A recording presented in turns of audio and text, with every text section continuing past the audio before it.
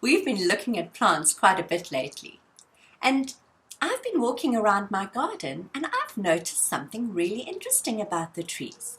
Some of the trees, like our curtain fig here, still have lovely lush green leaves. And some of the trees, their leaves have all turned orange and red and brown, and they're falling off down to the ground, leaving these huge piles of leaves that we can rake up and play in. I wonder what is different about these trees. I did a bit of research. A tree that keeps its leaves green all year round is called evergreen. Imagine that. It's green every day. It's an evergreen tree. Some trees, however, like this picture over here, that lose their leaves are called deciduous trees. Now, deciduous comes from the Latin word decidere, which means to fall down or to fall off.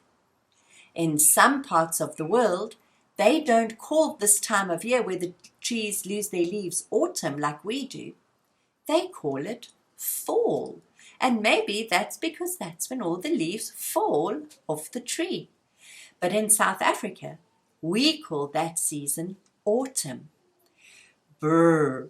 Autumn's starting to get quite chilly, and we can look outside and see the leaves are agreeing with us. And in the autumn time, they lose their leaves. I wonder why the leaves turn red. Perhaps that's something you wonder too. Why don't you go and research that or find out?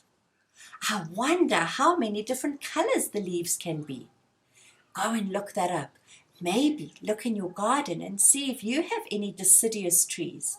And you can see if the leaves are falling off, and you can see what color they are.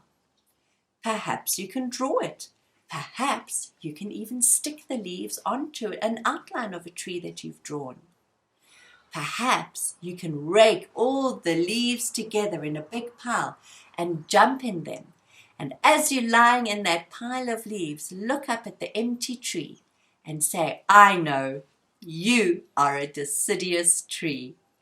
Go have some fun in the garden and explore the outdoors while you can.